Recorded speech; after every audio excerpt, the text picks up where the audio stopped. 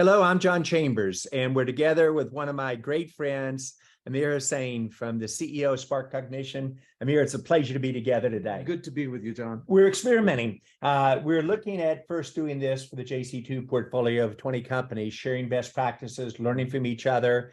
We're also going to consider putting this out just for general availability. Our goal is really to educate others on strategy, vision. How do you take a vision and implement it to get around market transitions? Right. Some of the lessons learned, perhaps what we've both done different in our careers. You are truly an expert in AI. And while we've been saying you for 9 years and me for 6 years, it would be the next frontier and as big as the internet and as big as cloud. Now people are realizing that it is. So we're going to share some information there as well. And then we'll kind of tie it together in terms of my role as a VC, not as a typical VC, but more of a strategic partner coach. And you can be very direct in terms of what you think about what works and what does not. And the fact that you've got a review and your pay raise coming up in another month or two should have nothing to do with it. Have nothing to do with it, exactly. But anyway, thank you for being here today. No, absolutely. It's a great pleasure, John, as always. So if you think about it, Amir's done this for 9 years, and he got industrial AI in a very, very unique way. He also has written books on AI and the direction, graduate and so many degrees I can't keep up from University of Texas and Balance. And you've got over 20 patents last time I looked on it. So let's jump right in. And the way we're going to try this, and it's an experiment, is for you to ask a set of questions first, and anything's fair game. Then we'll reverse it based on what you covered, and I'll ask you a set of questions. If it'd be all right. Absolutely. So, John, now is a time of great change, particularly with all these technology shifts, with generative AI and artificial intelligence really coming to the fore. One of the things I've learned from you is how to identify a market transition. In fact, in your coaching and mentoring to me, you've always said you got to get those shifts right. And you got the internet right. You've got other market transitions right. What is it about this transition that you feel is monumental, that will change things? And how will it? So when I look at a market transition, I look at a business model transition enabled by new technology. And they go hand in hand. To your point, the internet, it changed the entire way you work, live, learn, and play. It changed companies like Amazon in terms of how they go to market. And then there was the cloud. And Amazon, again, was in very much of a leadership there as an example. Now it is AI. And while you and I have been saying it for quite a while, it wasn't until the last 6 months that across the chasm and people grasped the huge changes they're going to go in this marketplace. I think it will be bigger than the 2 prior generations combined. And it's, as always, I go to my customers, and they're the ones that say, here's the business model change, here's how fast it's occurring, et cetera. So I think it is here and now, moving with tremendous speed. And if they are betting on 2 areas, I'd bet on AI and cybersecurity for the future in terms of advising a young person what to get their expertise on, or a startup where they ought to be betting. Yeah, well, that makes a lot of sense. And one of the challenges in navigating these transitions, John, is just that, you've got an organization, you've got a team to carry along with you. And I think a leader communicating these shifts effectively makes all the difference in the organization ultimately executing on that vision. Yes. So in terms of vision and communication, that's one of your strongest, capabilities and attributes as a CEO. What did you do at Cisco and at other places that allowed you to be such an effective communicator, particularly when it came to talking about these shifts? It's a great question. And candidly, I learned it from other leaders as well, much like we're sharing views and learning from each other. Jack Welch was in the generation before me in terms of great leaders. And Jack was amazingly good, built amazing operations, financial returns. Many people consider the best CEO in the world of his generation. But he wasn't a particularly good communicator. And nor did he need to be. He was effective in getting the results he wanted and expectations. But that market changed with speed of change with the internet and now cloud and now AI. Your ability to communicate what is your vision, what is your strategy, what are the elements of it, and then to drive it through your own organization, your leadership team, get pieces assigned to it, your employees, but also to your customers, to your partners, and to your investors. So communications has moved from a nice to do or a good to do to something I encourage all the CEOs, yourself included, to practice regularly. Mhm. And the better you get at communications, challenging the group, the more you ought to actually practice. People Mhm. tend to, without realizing it, become a little bit stale Sure. and don't focus on it as much. Yeah. So key leaderships that I expect out of the CEOs, a clear vision and mission strategy where you're going to take your company, a clear understanding of the leadership team to implement that, and a clear communications of all the above in terms of the approach. So communication's key. Yeah. I remember a few years ago, you were in Austin with us Mhm. and you did an all hands with the team. Yes. And one of the things that you said, which I'll never forget, you talked about the importance of culture. Yes. And you helped us actually put together the core tenets of our own culture. Two things in particular. One, you said culture isn't just what you want it to be in terms of the positive attributes, but you've also got to say what it isn't in your case, in Yes. your organization. So it's both the things you want and the things you don't want. And that was very helpful for us. Yes. Another thing you said was that, look, culture eats strategy for breakfast. Yes. That's And from somebody else. yeah, But that was from an individual who's the CEO of Ford, if I remember right. But yes, it yeah. does. And Warren Buffett said that as well. Yeah. So maybe elaborate on that a little bit for the team and for the folks listening. What do you mean by that? Well, out of all the things, Amir, that we cover with our startups, usually the hardest one, especially for the younger CEOs, you got it pretty quickly. But most of them get vision and strategy. They get the management team. They get the focus on the customer. Mm-hmm. But they have a challenge with why is culture so important, or everybody understands the culture. I don't need to articulate it and walk it. Yet culture should be the way that you implement your strategy. If your culture is defined right, it makes it very easy for almost every decision what you should do in terms of the direction. Mm-hmm. At Cisco, our voluntary attrition was about 5% for the 20 years I was there. Wow. In an industry that averaged 15 plus. Wow. And out of our acquired companies, talk about culture, we never acquired anybody who didn't have a similar culture. Mm-hmm. And our attrition rate was 4% voluntary out of the acquired companies, in a industry that acquired companies run 20%. Mm-hmm. So not only is it a way of keeping your best people, it's the way of responding to challenges, directions, etc. And part of a culture is to have a healthy paranoia, as Andy Grove would say, Mm-hmm. or as I would say, never waste a crisis. If you haven't got one, create one. The good news is we've got one going on in the market today. Do. And that's where leadership based on a culture is when you break away. Mm-hmm. So while there's going to be a lot of breakage in the industry, both from VCs, from startups, from unicorns, many will become just normal horses. Yes. On it. This is also where the next generation of great companies will occur, but culture will be a key element in making that happen. Well, and that shift that you're talking about, this unicorn to regular horses, the market, has its motions, and clearly things have changed in the last year quite a bit. What should leaders be doing? What should your startup leaders and entrepreneurs in general be doing to navigate this particular shift? Well, I think it's always important to realize what is different in this one versus what we've seen before. Yeah. I think we all understand the speed of change is probably, we used to say internet years, 3 times normal years, AI years, it's at least 3 to 5 times the internet speed in terms of the direction. The second is, and just being very transparent, the current generation of leaders, it's been great for 12 years and free cash. And we often get confused with our ability to lead with we were in the right market at the right time, and the cost of capital was almost zero. And so it was easy to buy growth. The transition that the companies now have to do is we have to focus much more on profitable growth. Yes. And when you talk to both the leaders, but even people recruiting to these companies, they're going to want to know what is your path to profitability, free cash flow. They want to know what your productivity per employee is. Is it $360,000 per employee, or is it $160,000? Huge difference in terms of stability. And I think all of us have to operate with a different sense of urgency. Yes.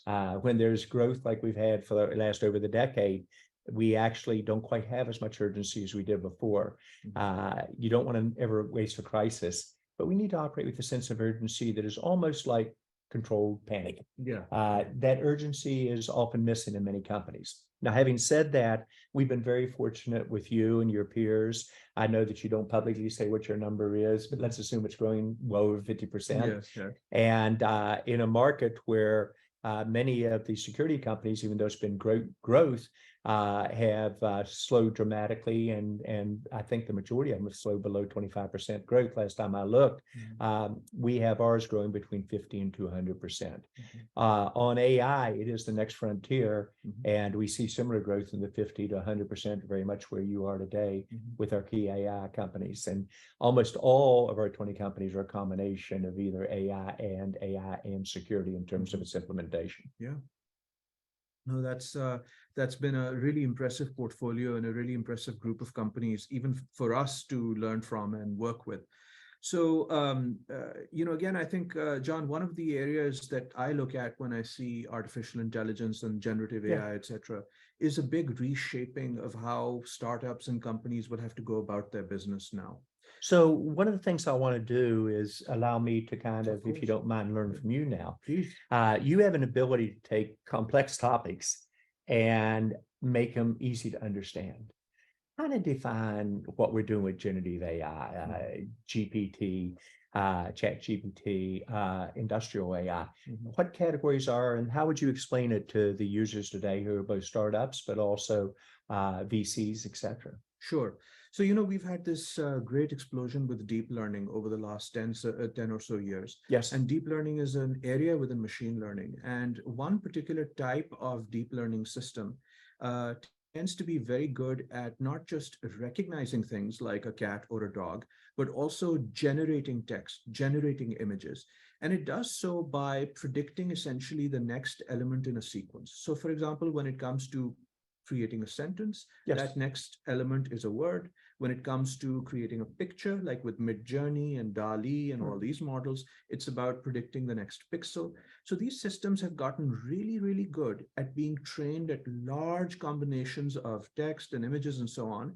And what they're learning is not just this is a cat and a dog, but this is a style. This is what the rules of grammar are. This is what a particular writer's style is. And when they do these sentence completions, they do them in a way that's quite intelligent by using a technology called word embedding, meaning the relationships of words amongst themselves, thousands of words amongst themselves, which allow the rules of grammar and logic to kind of emerge in the network.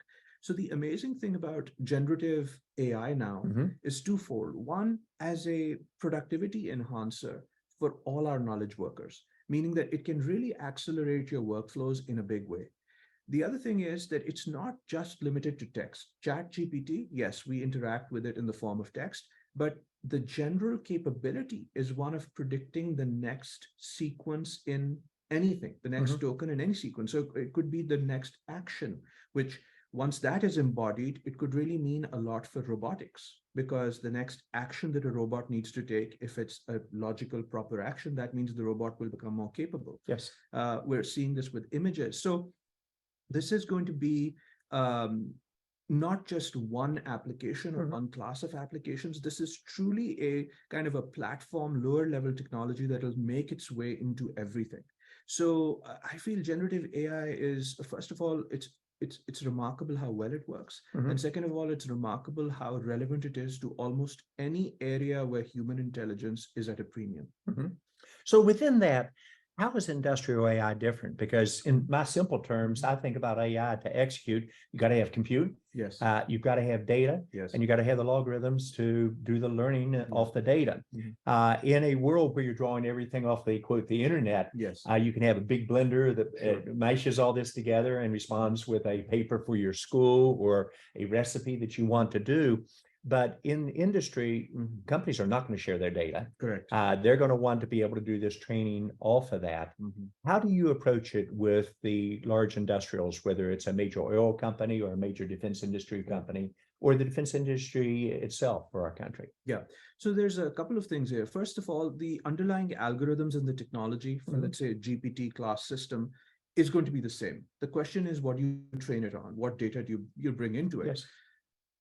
Yes, you can scrape the internet for images and get pictures off of Facebook and build a Midjourney-like system. Or you can take all the text off of Wikipedia and numerous other publications and do a ChatGPT-like system. But for example, if you wanted to predict,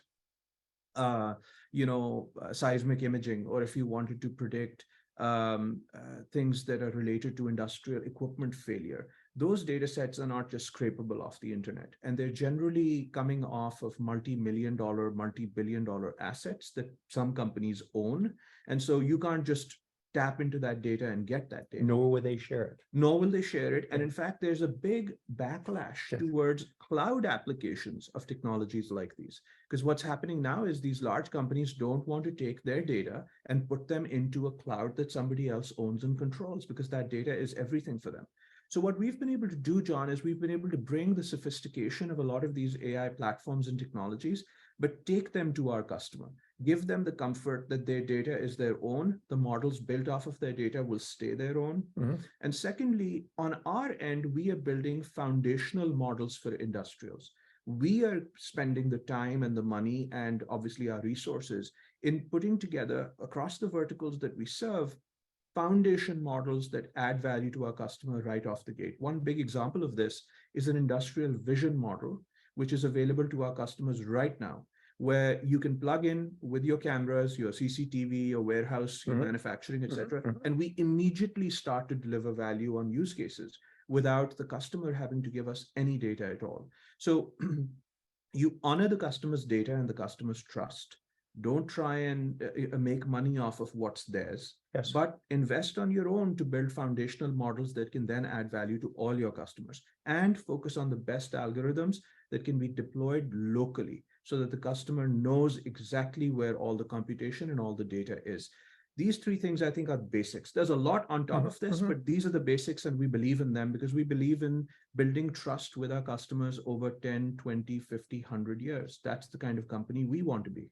You know, what's interesting, this is a very important takeaway for our JC2 portfolio, but for others that are watching on this, is you outlined a vision of where industrial AI could go. You then said, here's how you think about it in a given industry. Let's use the energy as an example. Here are some key reference areas where it could be done.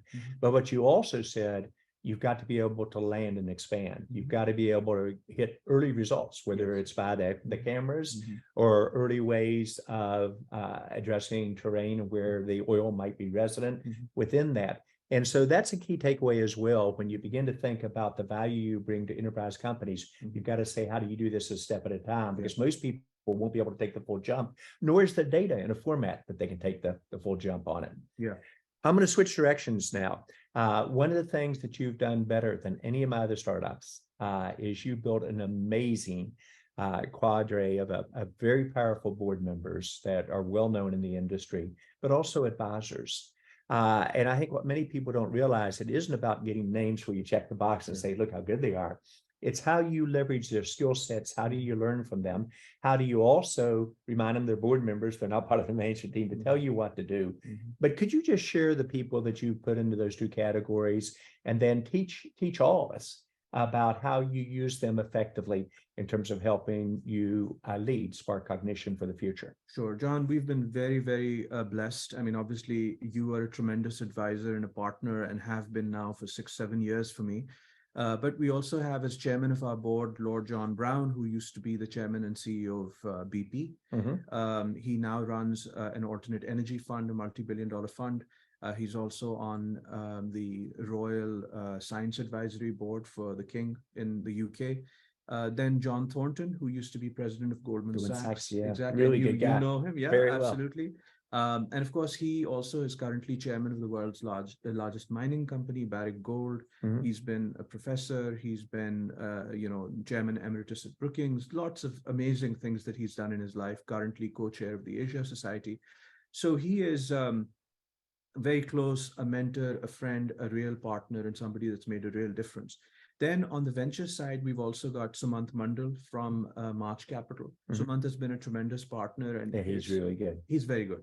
Honestly. And he is an atypical investor in the sense that and any entrepreneur would see him as a real partner. He's bringing, relationships. He's ideating with you about how you're thinking about the next raise. And he's really, I think, arguing the company's case. So I've really valued him. Then, of course, Pankaj, your partner, Pankaj from Cisco, he's been tremendous. On the military side, we are very lucky. So Secretary Bob Work, who was the Deputy Secretary of Defense for us, he is the chairman of our government business. and Admiral John Richardson, who was the chief of our Navy, the CNO of our Navy. He's on our board as well. He's also on the board of Boeing. So tremendous group of people. Lisa Dispro, our Assistant Secretary of the Air Force, she's Oh, on our yes. board. Yeah. Yes. So it's been I mean, I can go on, but the point here is it's relationships. Each one of these people, John, the real thing is when you're cultivating a relationship, how can you be useful? It's just the very basic tenets that, mom tells you when you're growing up, which is how can you be useful to somebody? And I think that there's a great push to being extremely transactional, which doesn't allow you to, it might allow you to do something in the near term Yeah. once, but it doesn't really allow you to build a relationship with which over time you can do something great. So I value all these people in my life greatly. Yeah. They're all not just names, they're real partners and helpers who I And can get a you've lot learned of time with. how to help lead them, how to use them, et cetera. Because it's almost intimidating to many people when you have a board like that or advisors, and then how to maximize it. What are the tying this all together now? You've got an amazing board, amazing group of advisors. You have a vision that I think is very unique in the industry. You had it for 9 years, not in the last 6 months when everybody got excited. And you've implemented. What are the things that SparkCognition has to do well over the next 3 years to position your company for where you want to be in the future? Yeah. And this isn't a question about SparkCognition. This is a question what every company needs to do with the changes that are going in AI, the economy, the availability of capital. What are the key elements for you? So, John, the basics, the way I lay them out is this. Our opportunity is there's $100 trillion worth of installed infrastructure in the world, and we want to be the number one company providing the AI-powered operating system that wraps around this infrastructure, makes it operate in a way that's carbon neutral, increases its efficiency, improves its cyber defense, and on and on and on. So if we're going to be that, we have to touch $100 trillion worth of infrastructure. Now, where are we in our journey towards that? Very early on. However, the important thing is that we can't imagine touching all this infrastructure directly. Partners are very important to us. So a Boeing is very important to us. BP is very important to us. The US DoD is very important to us because these guys are the owners of all that infrastructure. So over the next 2 to 3 years, what we have to do is we have to go identify deepening our relationships with these partners. So we touch more and more of the assets globally. And within some new areas that we focused on, for example, renewables, create similar partnerships. Over the next 3 to 5 years, SparkCognition is past the point where we've demonstrated value. We've demonstrated value for our customers. We're getting into large deals, etc. Now we have to do the strategic play, the real purpose for which this company was built, to be a long-running, real company in this space and to really revolutionize infrastructure in the world. We are also, John, at this stage, by the end of this year, we would have achieved a bookings and revenue traction, which would make us the largest private industrial AI company, period. So we are number one and number two, Jack Welch rule number one for him, or don't compete. Yeah, and so we're in a category of one, and we've got a lot of great things that are in our past, but what we've got to really focus on is keep the eye on the ball. And when I look at it that way, we have so much further to go, right? We're at the beginning of our journey. Partnerships will be very key for us. Will be very key for us because I don't want this, there's a lot of fashionable discussion around disruption. Sometimes people take that as a negative word. I think disruption is important as long as you do it with partners and partners see it the same way, because the physical infrastructure of the world can't be ripped and replaced. You can't have a physical disruption of, the trains and the planes and the automobiles. We have to bring the system in a way through partners. And that, I think, will be one of the reasons why SparkCognition will succeed. Good partnerships. It's exciting. I'm going to end on that question because I think you summarized things extremely well. I hope the audience has found this very useful in terms of the trade-offs. We started with today was all about how do you translate a vision into strategy? How do you determine the key planks to accomplish that? What role does culture play within it? How do you hit perhaps the biggest transition that's ever occurred in technology with AI? And how do you really implement that across the board? And how do you differentiate what are your sustainable differences as a company and your strategy in terms of implementation? And I've learned a lot. I'm going to go take some notes afterwards and put it down in there. But I want to thank everybody for joining us and give us your candid feedback on what did you think today. Amir, Thank it's you. an honor being your Thank partner. you so much. Thank you, John. Thank you.